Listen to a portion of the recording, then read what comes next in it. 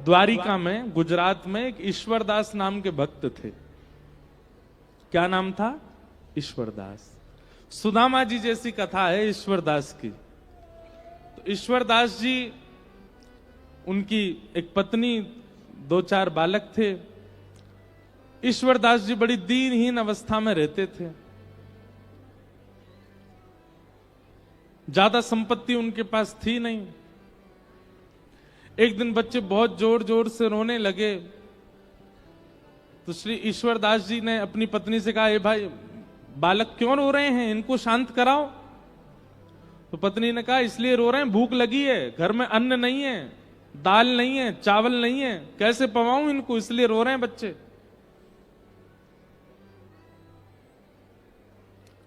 ईश्वरदास जी ने तुरंत अपने बालकों को गोद में लिटाया और कढ़ाई चढ़ा दी, उसमें जल डाल दिया और ऐसी कुछ सामग्री डाल करके बच्चों को बोले, देखो दाल पक रही है, खाने को मिलेगी, तब तक चलो हरि नाम सुनो। बालकों को हरि नाम, हरि कथा सुनाते सुनाते सुनाते सुला दिया। ठाकुर जी से देखा नहीं गया। हम फिर लीला, ऐसी कथा आती है, पत्नी ने ईश्वरदास जी से कहा कि आप नित्य की भक्ति संकल्प के साथ करना शुरू कर दो। ईश्वरदास जी बोले, क्या संकल्प करूं?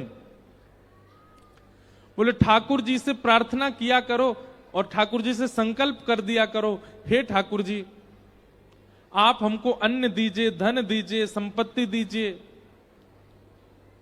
इन सबका दशांश आपकी सेवा में लगाया करूंगा, बाकियों से अपने घर परिवार का पोषण करूंगा। ऐसा संकल्पित होकर के भजन किया करो। भजन कभी संकल्प से नहीं होता। संकल्प से स्वार्थ की चीजें होती हैं, प्रेम नहीं होता। और भजन प्रेम में आता है।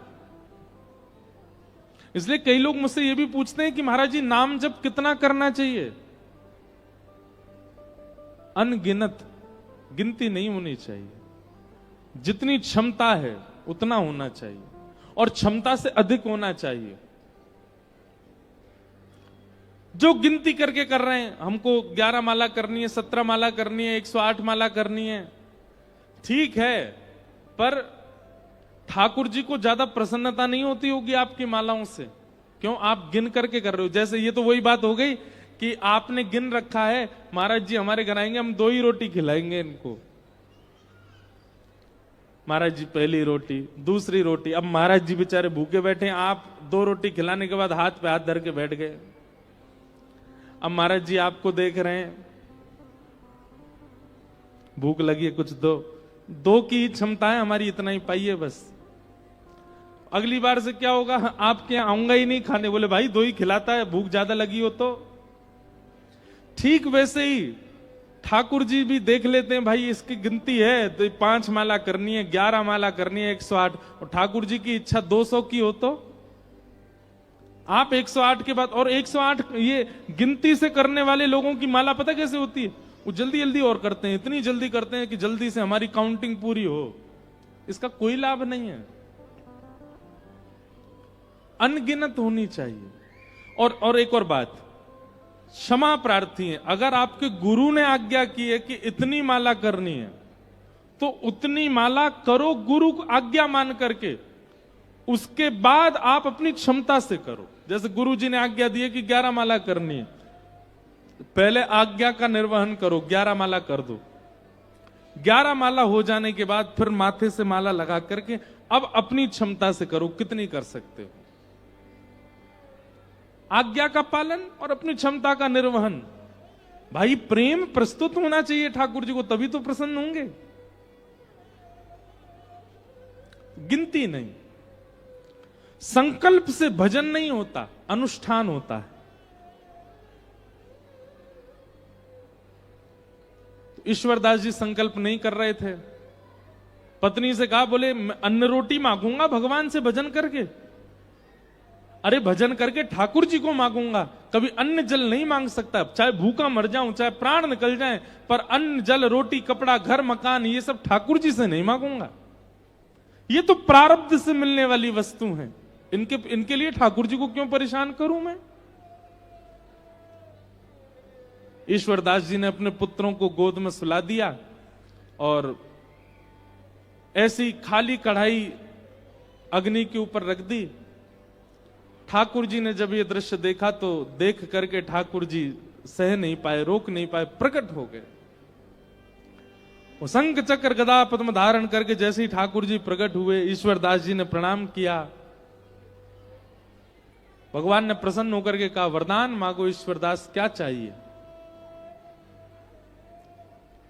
ईश्वरदास जी बोले, बस एक ही वरदान दे दीजिए। क्या?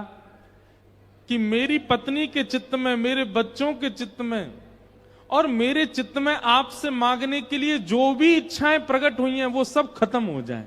हम कुछ मांगे ही ना आपसे। मेरी पत्नी भी ना मांगे, मेरे बच्चे भी ना मांगे, मैं भी ना मांगू। हम चारों पांचों शून्य हो जाएं चित्त से। हम आपको देख लिए हैं, इसके बाद हम कुछ ना मांगे। ठाकुर जी इतने प्रसन्न हो गए ईश्वरदास से, ईश्वरदास को उठा करके स्वयं चूल्हा पे बैठे और चूल्हे पे बैठ के अपने हाथ से स्वयं ठाकुर जी ने खिचड़ी बनाई और खिचड़ी बना करके पत्नी बच्चे ईश्वरदास को पवाई अपने हाथ से बना करके। और जैसे ही खिचड़ी पाई, पा करके तृप्त हुए। तृप्त होते ही ठाकुर जी ने कहा, अब आपकी लीला पूर्ण हुई, अब आपका इस धराधाम पर रहने का कोई औचित्य नहीं, चलो हमारे साथ। पत्नी, बच्चे, ईश्वरदास, और ईश्वरदास जी की एक पतली सी घोड़ी थी, मरी गिरी सी बेचारी, वो भी नहीं खा पी पाती थी, उसको भी ठाकुर जी ने मुक्ति प्रदान कर दी। सबको लेकर के ठाकुर जी वैकुंठ प्रस्थान कर गए। इसे कहते हैं प्रेम। जहां इच्छा नहीं, इच्छा की गंध भी नहीं है, उसको कहते हैं प्रेम। हमारी बात बहुत सावधानी से सुनिएगा, चाहे मानव के प्रति हो, चाहे ठाकुर जी के प्रति हो, प्रेम यदि इच्छाओं से भरा हुआ है वो प्रेम नहीं है। कहां तक कहें, दर्शन की भी इच्छा, यह भी एक स्वार्थ है, यह भी प्रेम नहीं है। कोई इच्छा नहीं होती। मैवं विभोर्हति भवान गदितुं नृशंसं संत्यज्य सर्व विषयांस्तव पादमूलम् भक्ता भजस्व दुर्वग्रहमात्यजास्मान् देवो यथादि पुरुषो भजते मुमुक्षु। कोई इच्छा नहीं, ऐसी भक्ति, इसे कहते हैं परम धर्म। ये परम धर्म भक्ति है, जहां कोई इच्छा नहीं है। अश्वत्थामा ने क्या किया? गर्भ में बालक को मारने का प्रयास किया, जिसका जन्म ही नहीं हुआ है। आज भी कई लोग अश्वत्थामा बन गए हैं, मांस खाते हैं, जीव को खाते हैं, ये तो पाप है। पर एक ऐसी वस्तु पाते हैं जहां जीव का जन्म ही नहीं हुआ है, उसको भी खा जाते हैं। और आपको जान के आश्चर्य होगा कि कई जगह लोग उसको मांसाहार मानते भी नहीं है।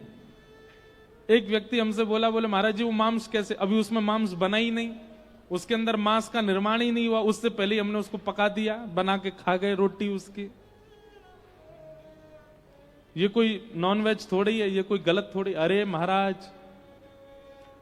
आप भ्रूण हत्या करके पा रहे हो। कुछ दिन यदि नहीं मारोगे तो उसमें से बालक जन्म लेगा, एक जीव प्राणी जन्म लेगा, आप उसको पहले ही मार के खा जा रहे हो। आपसे बड़ा अश्वत्थामा कौन है?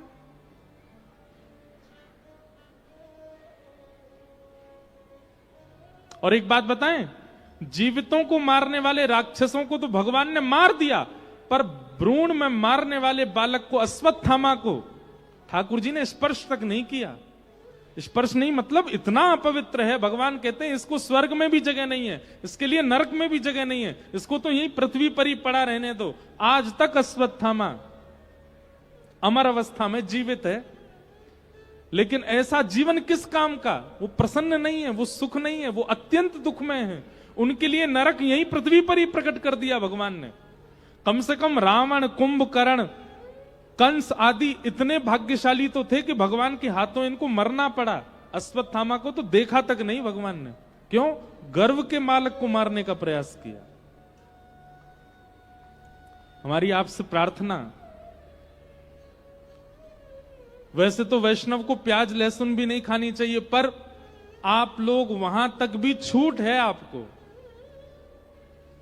लेकिन कम से कम मांस सेवन तो मत कीजिए। कम से कम किसी जीव की हत्या तो मत कीजिए। ये संकल्प ले लीजिए। हम आपसे प्रार्थना कर रहे हैं, ये बहुत आवश्यक है। कई लोग कहते हैं हम मांस नहीं खाते, पर हां वो सफेद सफेद वो तो खाते हैं। अश्वत्थामा मत बनो। और अगर आज तक पाया है, आगे मत पाइए। और जिन जिनको आपने पा लिया है, जो जो गर्भ से वैकुंठ चले गए हैं, आपके गर्भ में जाकर के आपके दांतों से बेचारे काटे गए, आपके गर्भ में जाकर के फिर प्रस्थान किए हैं, उन सब के लिए हर महीना कुछ कर दिया करें। वृंदावन जाकर के, कहीं जाकर के कुछ उनके लिए पुण्य हो।